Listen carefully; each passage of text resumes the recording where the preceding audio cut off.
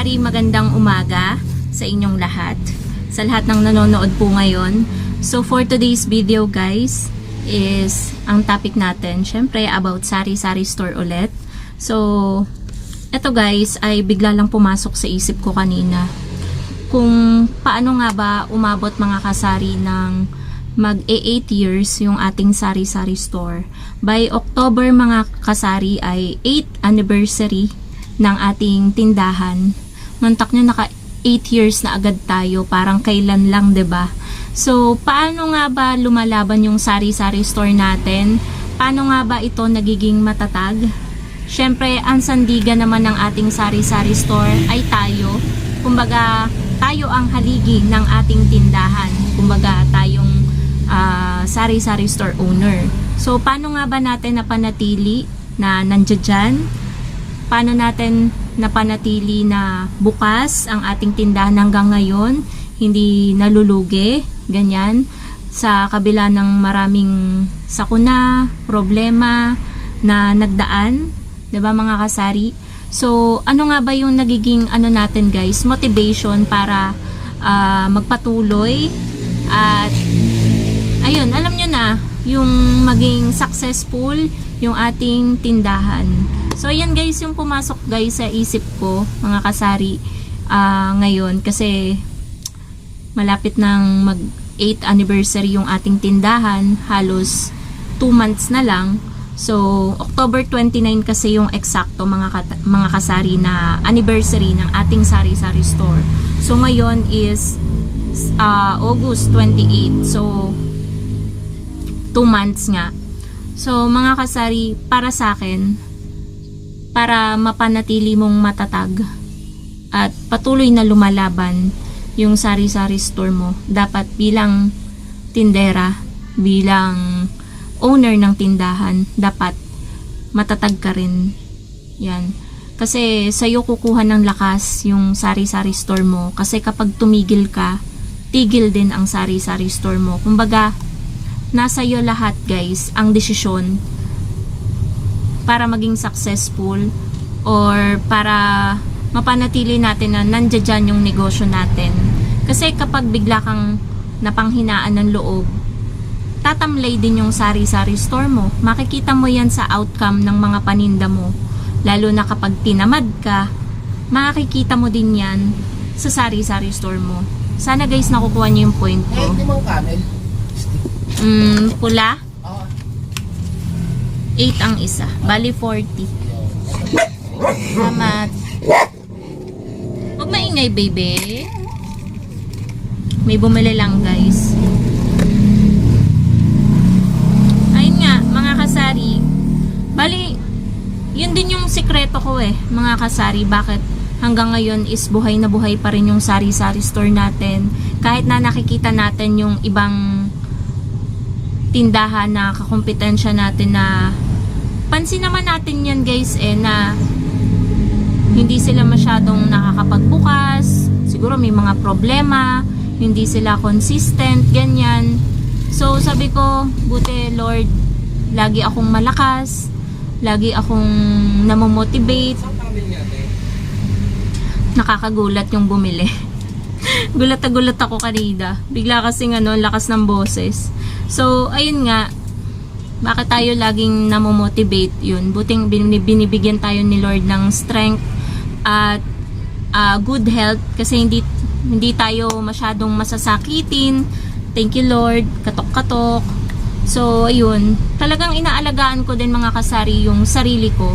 Kapag nakakaramdam ako ng pagod, nagpapahinga ako, hindi ko masyadong pinapagod yung sarili ko kasi kapag napagod tayo at nagkasakit, sari-sari store din natin naman ang magsasakripisyo. Kaya kailangan natin balance mga kasari. So, sa loob ng mag-8 years mga kasari, sabihin na natin na hindi naman naging perfecto talaga yung takbo ng sari-sari store natin. Alam nyo yan at lagi ko kayo mga kasaring na-update. Andiyan dyan yung mga problema na dumating sa atin, na aksidente tayo, nakunan tayo. So, ang dami ko nang na-experience mga kasari dito sa sari-sari store na hindi talaga madali. Pero, after nating makabangon, bumawi naman tayo sa ating tindahan at makikita nyo naman yan guys sa nagiging outcome, 'di ba? Ganun lang naman sa buhay mga kasari. After ng problema, mag-move on ka, ayusin mo yung sarili mo, and ayusin mo yung negosyo mo. Kasi saan ka ba kukuha ng mga panggastos mo sa araw-araw kundi sa negosyo mo? Kaya kapag pinabayaan mo ito, nga, 'di ba mga kasari, mahirap namang umasa sa ibang tao, lalo na sa panahon ngayon mga kasari, na kapag tumigil tayo sa pagkilos at pagsisipag, wala tayong kakainin. Hindi naman tayo anak ng CEO para maghilata lang dyan sa ating kama, mag-cellphone. So, hindi tayo ganun guys. Kailangan nating magbanat ng buto para kumita at may pambayad ng mga bills at may pangbili ng pagkain. So, tulungan lang yan guys bilang sari-sari store owner at tindera dito araw-araw, kailangan nating magtulungan ng ating sari-sari store. Syempre, hindi rin naman mga kasari tatagal ang ating tindahan. Dapat meron din tayong magandang asal sa ating mga customer. Aminin na natin minsan na bad mood tayo, minsan nasusungitan natin yung customer, di natin may iwasan yan. Walang perpektong tindera, pero kaya natin guys ayusin yung sarili natin para magkaroon tayo ng magandang connection sa ating mga customer, kasi mahalaga din po yan na maayos tayong makitungo sa customer natin para balik-balikan tayo ng customer natin. And syempre mga kasari, isa din is panatiliin natin mga kasari na kumpleto yung ating mga paninda, kasi yan yung babalik-balikan ng ating sari-sari store. Kasi kapag medyo kumpleto yung paninda mo, hindi na sila bibili sa ibang tindahan, sa'yo na diretso. Tuwing umaga, ayan, sa'yo na bibili ng bigas, ng itlog, pang-ulam, at kung ano-ano pa na kailangan nila sa kanilang bahay. So, i-make sure natin na medyo kumpleto yung ating paninda. Pero syempre sa umpisa, hindi naman ganun Talagang madaming kulang. Nag-start din ako sa ganyan, na kumpleto lang nung medyo tumagal na ang panahon, kumikita na ang sari-sari store natin, doon na medyo lalago yung ating negosyo, yung ating tindahan. Wait lang guys, at titingnan ko lang si Basha, parang nagmilagro na naman yung alaga natin kasi biglang pumunta dito sa tindahan. Wait lang guys. Yan guys, wala palang milagro ang aking alaga. So, na-judge ko yung aking alaga. Nag-sorry ako sa aking alaga. Siguro umutot lang yung alaga ko. So, umuutot din mga kasari ang aso.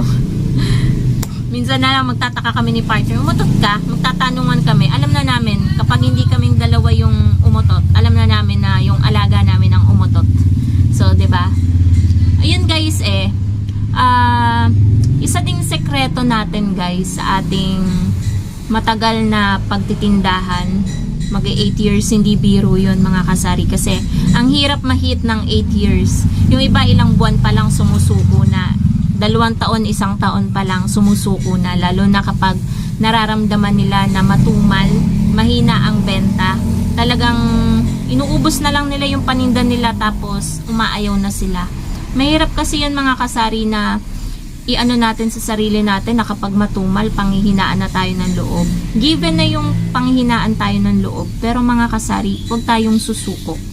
Kasi hindi naman habang panahon matumal Darating din yung panahon na unti-unting mag-e-evolve, unti-unting dadami yung customer mo, basta magkaroon ka lang ng consistency and improvement sa negosyo mo. Wala namang perfecto talaga Lahat tayo nagsisimula sa mababa. And kapag sinipagan pa natin at nagtiyaga pa tayo ng sobrang matinding pagtsatsaga at pagsisipag, maaano naman natin yan yung outcome ng binibigay nating effort sa sari-sari store natin. Yan lang naman yung mga sikreto mga kasari para mag-succeed tayo or maging successful yung ating sari-sari store.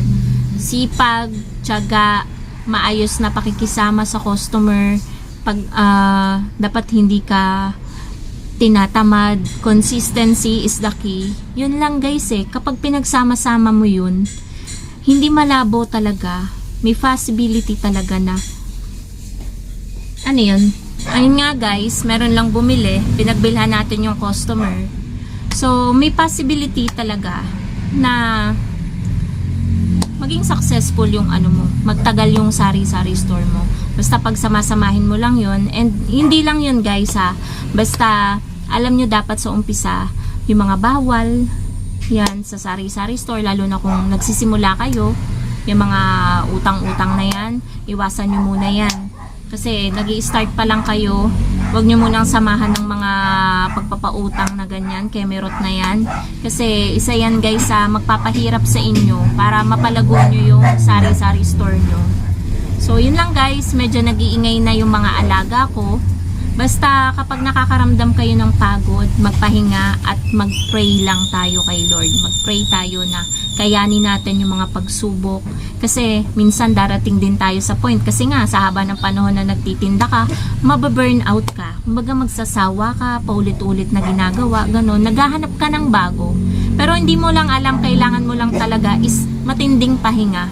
Siguro mga mahaba-habang pahinga, mga 3 days, minsan nga 1 day lang, ma-refresh lang yung utak mo, magala ka, ganyan.